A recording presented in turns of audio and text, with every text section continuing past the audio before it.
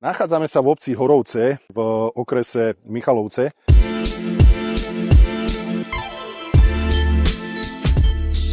Som rád, že aj tu obec realizovala cez miestnu akčnú skupinu veľmi úspešný projekt. Ako máte za mňou možnosť vidieť, v zásade toto celé tu naokolo bolo revitalizované. To hrozne vyzeralo predtým. A ja som rád, že okrem chodníkov, rôzneho priestoru, samozrejme aj nejakej výsadby tých stromov, aj priestor na to, aby ľudia možno, že v rámci nejakého kultúrneho vyžitia v tejto obci sa spoločne stretli.